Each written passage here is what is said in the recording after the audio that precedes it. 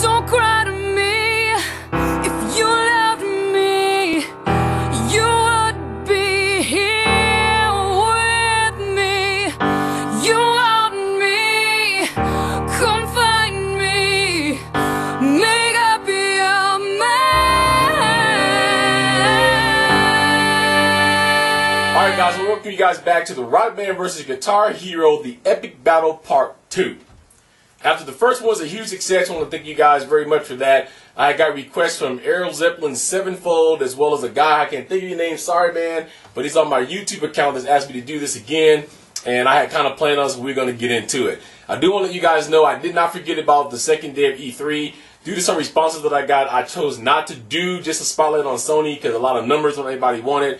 So here, after I'm done with this one, sometime this week, I'm going to give you the recap of what I thought happened between all three, which is Sony, Nintendo, and Microsoft, who I thought was the best of E3, why, who I thought was the worst, and what we're going to see gaming future here pretty soon. Right now, though, we're talking about Rock Band 2 and Guitar Hero.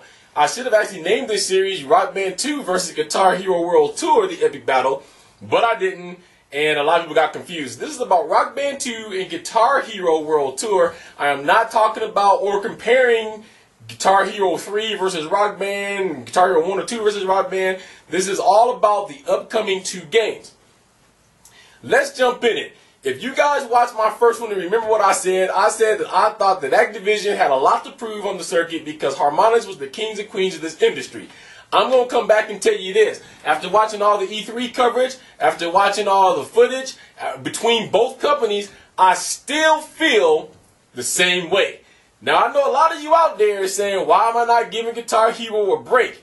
I'm going to simply tell you why again. First of all, these are my opinions. Second of all, this is not because I like Harmonix better or I like Activision better. This is not a fanboy opinion. This is a gamer opinion who likes to play music games.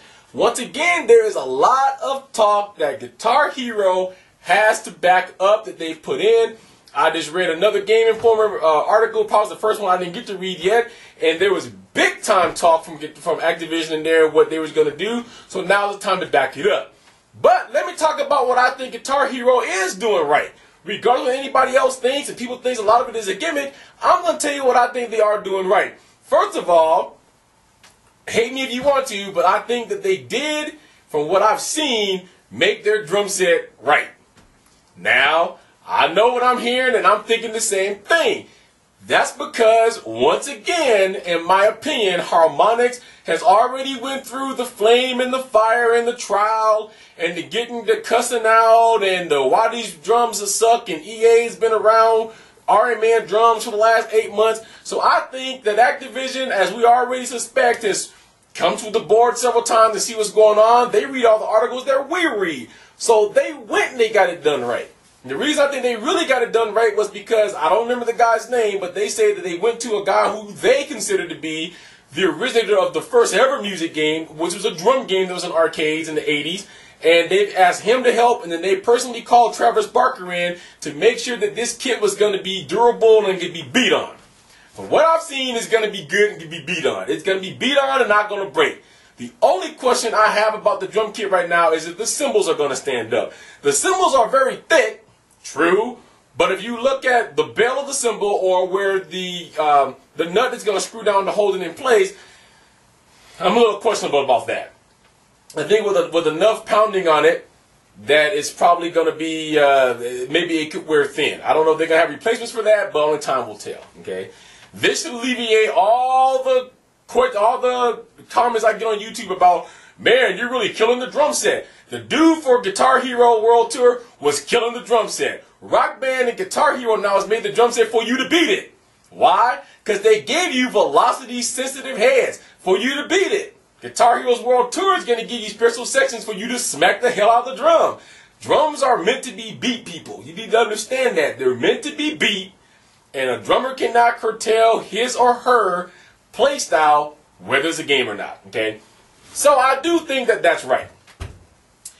As far as the Rock Band 2 drum set goes, I think that they've learned. John Drake, I've watched all the walkthroughs that he did this week on GameTrailers.com. If you guys have been to Game Trailers to see either one, Guitar Hero or Harmonix's Rock Band 2 presentations, I would encourage you to go look at these. John Drake walked through, and the first thing that he said is drums. We're the first company that put drums in your house in the U.S., and we've learned from that. So I really do believe that harmonics is learned. Here is the first sign that harmonics learned, and the first big mistake in the drum kit that I feel that Guitar Hero made.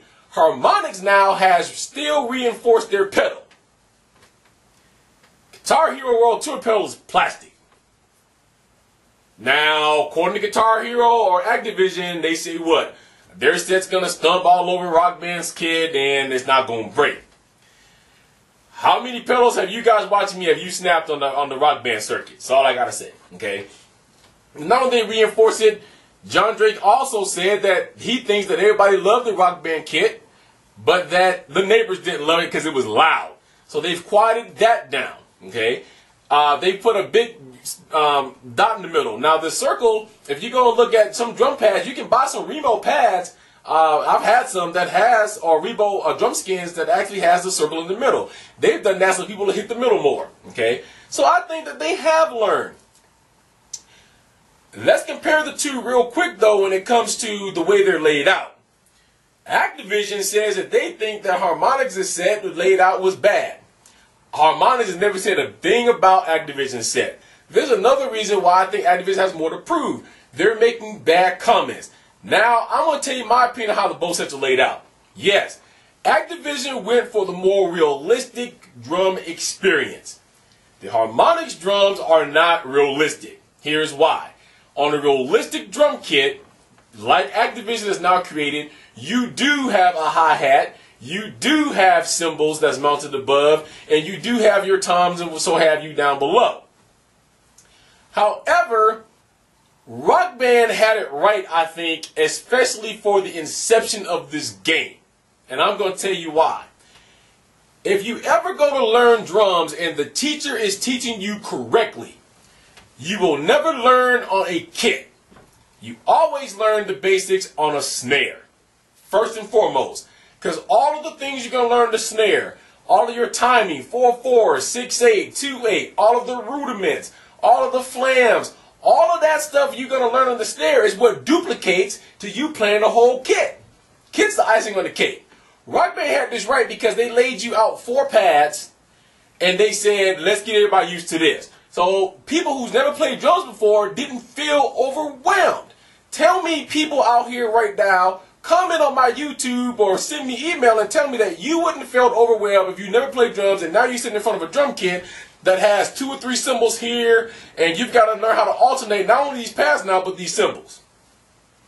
They've chosen to keep that layout because of the fact that they feel like anybody who is new or old to the game, regardless of their level, can sit down and play this kit. But now they're adding cymbals to their kit.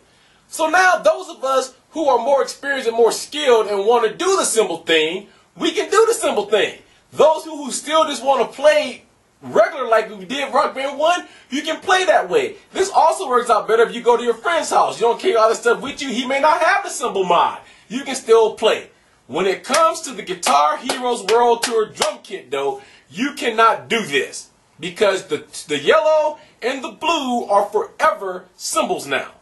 You can't do it. So, if you thought you were confused on the Rock Band kit, and you never played Rock Band, or you just never really fully got the drums on Rock Band, you're going to move to the Guitar Heroes World Tour kit now, and you're going to be even more confused because of the fact that you have to maneuver the 2 cymbals and the drum pads below. So, checkmark goes to Rock Band on the drum kit. I think they did an excellent job with that in keeping the design. Even though I'm sure there was a lot of pressure because Guitar Hero and Activision was saying, oh, it's not realistic, we want this, we want that.